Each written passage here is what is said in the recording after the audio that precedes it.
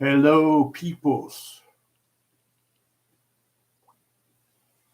Been quite some while since we've been on here, but we're back talking about practical spirituality, and mainly we're talking about how to live right now in an age where things seem to be so crazy and where people seem to be not telling the truth all the time.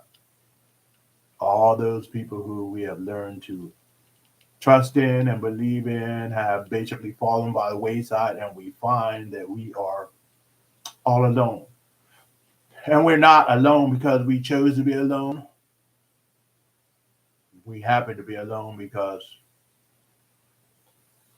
the people we put our trust in made it so that we had to learn how to be alone.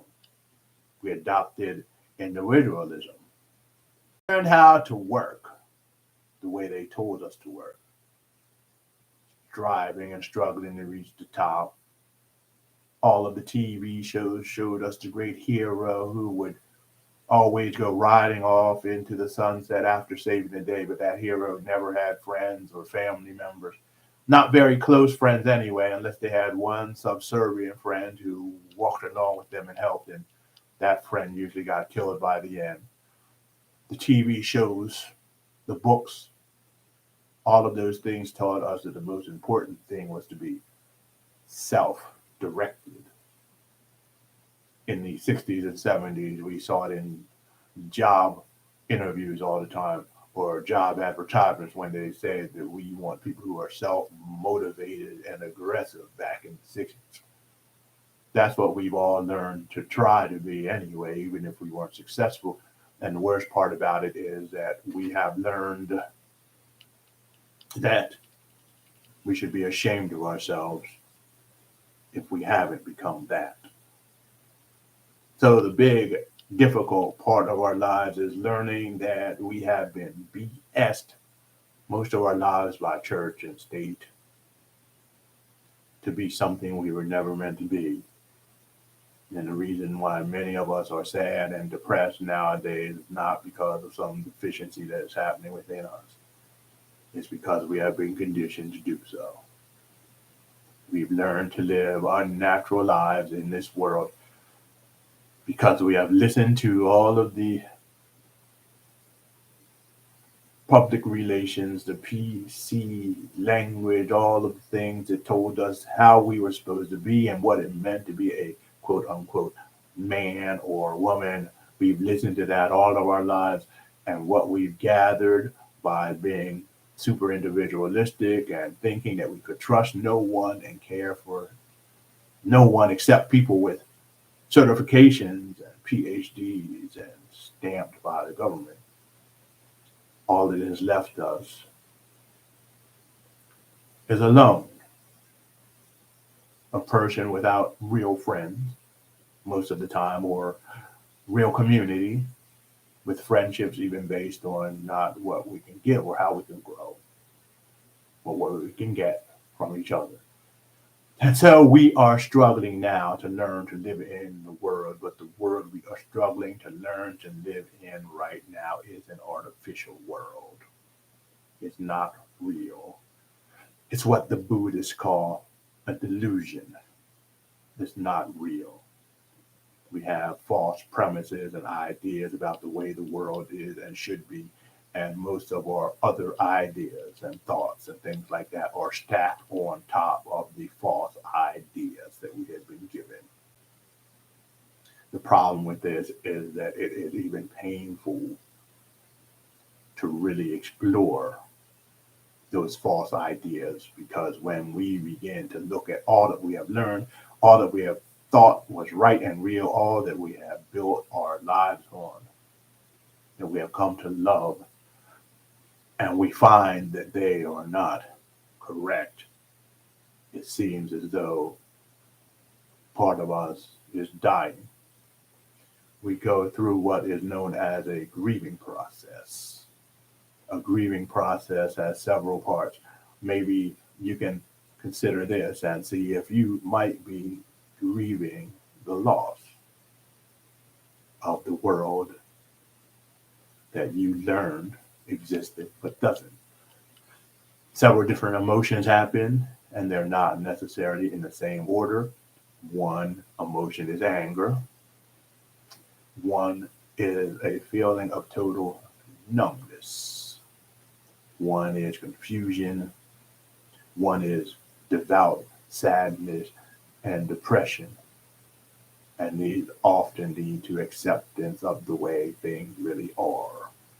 The problem is, though, that sometimes we can get stuck in one of those emotions, and it doesn't allow us to go any farther.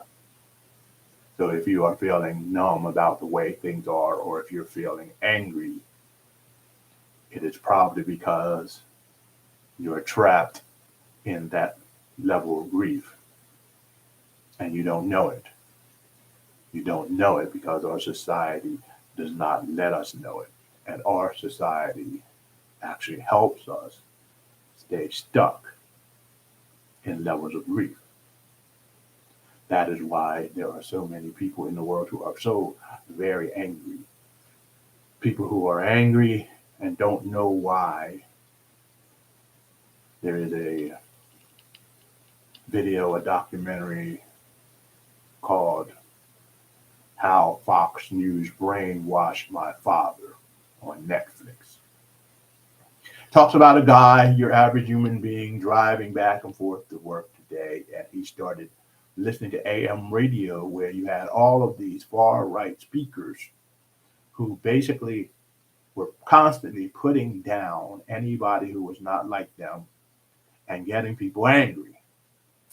He listened to them over and over again as he drove to work in his car in silence and peace, and it was basically going straight into his brain.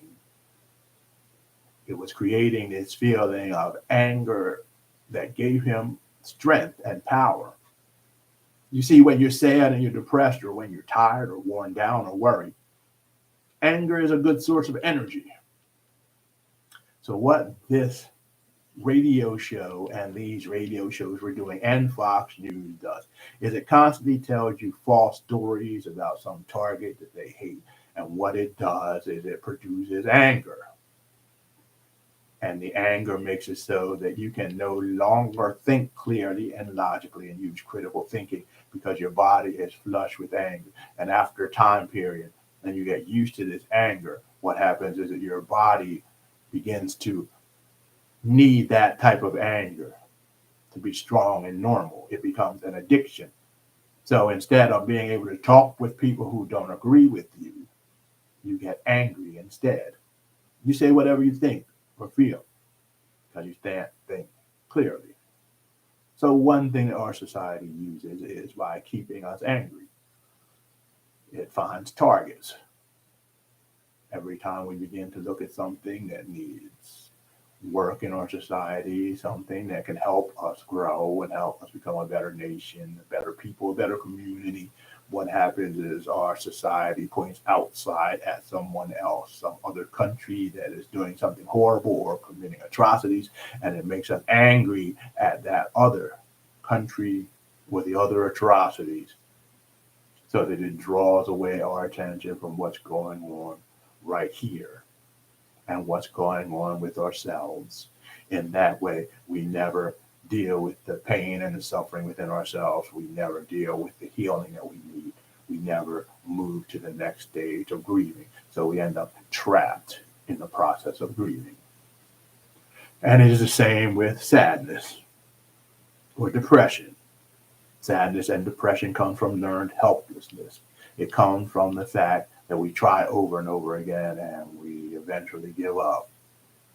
There was an experiment with dogs where they tried to get these dogs depressed, believe it or not. They took a big cage and it had a wall in the middle, and what they did was they sent an electric shock through one side of the floor, and the dog would jump onto the other side over the wall where there was no electric. Then they changed the electric and sent it to the other one, and he'd jump over and he'd escape the electric, and he was fine then. But then what they did was tied the dog down so he couldn't escape the shock, and they kept shocking him over and over again until he began to just lay there whimpering. And then when they took the ties from him so he could jump across the wall again, they hit the button, and he never did it again. He never tried to escape again. He never jumped over the wall again. He had learned that he was helpless and learned to accept it. So he would just lay there and take the pain of the shocks, hoping that they would stop someday. That, I think, is life in America in 2023 for most of us. We have learned that if we wait long enough, the pain will stop. But the pain never really stops. It stops for a few seconds. People fall back on some type of addiction to get rid of the pain. They might start drinking, smoking, taking drugs, or doing some type of strange sexual activities that is way overboard, or watching tons of TV, or jumping in video games, or now even virtual reality, trying to escape a reality that is so painful that we don't want it and we can't stand it. But it always comes back because we never do the work of healing. We never move through the stages of grief until we come to acceptance. What is the acceptance? And what is the grief I'm talking about? The grief is the fact that the world we have learned about, the country we lived in, many of the things we learned as children about the world and what is good is basically bullshit. And it's not. And most of it is the opposite of what is good for us. That is what we need to accept. We need to accept the fact that many people in this society have been deceived so much or are deceiving so much, and we are living in a world, a false, delusional world, and we need to get back to the real world. The real world is a world where there is an abundance of things for everyone. The real world is the world where we do not gain esteem by performing. No, we already have esteem. We are already beautiful people. We are already accomplished people. We are the divinity of the universe wrapped in human flesh already, and we have arrived. We don't have to prove that to anyone. We don't have to prove it by buying things. We don't have to prove it by running faster than someone else. We don't have to prove it by being a musical genius or being half naked dancing around the stage. We don't have to prove it by getting all A's in school. We are already the beauty and the wonder and the grace of this universe, and we are perfect in who and what we are. And when we can move beyond all of the thoughts and ideas that have been planted in a society that wants to keep us imprisoned, we will find the peace, the love, and the acceptance, not only of the fact that we are living in a world that is somewhat warped and twisted, of course, but the acceptance that we have been lied to. I'm not only talking about those negative things, I'm talking about the acceptance that we are wonderful beings, capable of doing anything that we would like. The problem is, you see, the problem is that most of our lives we are not working at doing what we would like. We're working at doing what people have told us that we would like. There's definitely a need for us to really go inside within ourselves and to find the difference between what we want and how we want to do it, and what they've told us that we want and how we should do it. And only then can we begin to live our wonderful dreams. Only then can we enter into the real reality, the reality of a world that is full of abundance and not scarcity, where there's more food for everyone, where there's more attention for everyone, where there's enough love for everyone, where there is enough opportunity to share our gifts and talents with everyone, where we learn to dance with life instead of struggle against it, and where we can learn through perseverance, through the power of our will and intent, and the use of our creative imaginations to do the things that are pleasing to us. And note when I say do the things that are pleasing to us, I am not talking about things that will make us a lot of money or the things that will be patted on the back for. I'm talking about things that touch the soul. We cannot wait until we are living up to someone else's standards to do things, because as everyone knows, we might not be around until we hit that point. Life is very, very fragile. And I hope people don't have to wait until they are sick or in pain or dying before they realize the opportunities they missed.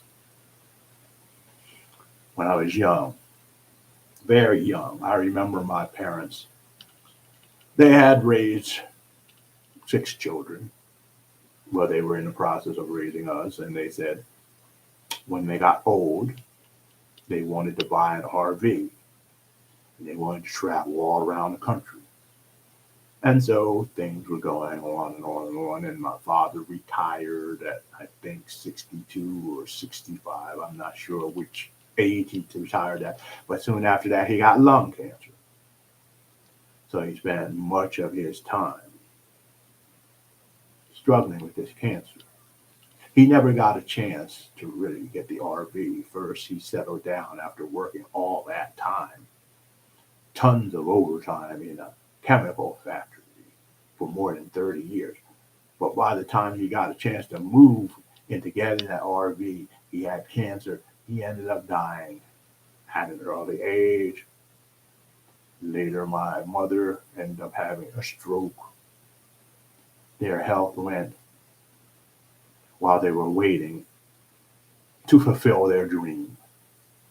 And I am here to tell you right now, as a survivor of cancer, that your whole life can end before you fulfill your dream. It is not guaranteed.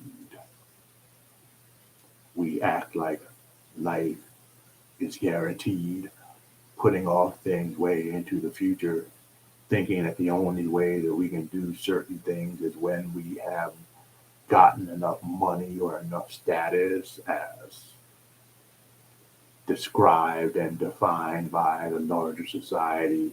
And sometimes we never really get to do what we want because we are so interested in gaining status and doing things instead of being who and what we are. So my advice to you and everyone else is to find what you would like to do and begin to do it. You don't have to do it haphazardly, without thought. That would be ridiculous. The idea, though, is to have a goal right now and know what you want to do right now and to begin to find ways to start doing it right now, even if it is only for a very short period of time each day, with the intention of expanding it until you're doing as much as you want. Life is not as long as we think. And so on this day of the sun, we look outside, we see that the weather is beautiful. soft breeze, but kind of cold. There's a lot going on. Many people are going to religious institutions, churches, some people going to work. Even still, though, you know, we have to find the time to do what we need to do in order to be happy and in order to be healthy. Big element of this is about learning about oneself, learning about one's identity, learning about what one believes, not what one is told they should believe or shouldn't believe, but learning what one believes by looking deeply into their own heart and taking their own power of choice back by knowing that we as human beings have the power to understand if we receive the right information. We can understand science, we can understand religion, we can all do art, we can reclaim those gifts that have been given to human beings since the beginning of time, and we can do it now. We don't need to constantly depend on the experts to live. We can begin to live now. And that is what I think we are here for.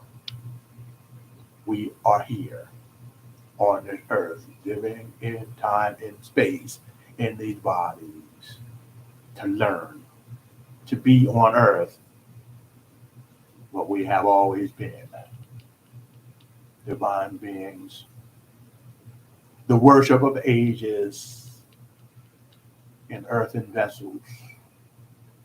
And like the old biblical text where the leader of the army, Gideon, put the torches in earthen vessels before he went to a combined army that was attacking him. And then when he got near the army and it was dark, they all threw their vessels down, picked up the torches, and shouted. And when the people in the armies saw all that light and confusion, they started cutting and fighting each other, not trusting each other. And that's how Gideon saved the day. And that is how we are going to save the day also, when we dare to shatter the earthen vessel or the ego made up of all the false thoughts and ideas of other people. What will happen is that our light will shine so bright that they will have no other choice than to destroy their own lies, innuendos, thoughts. And we too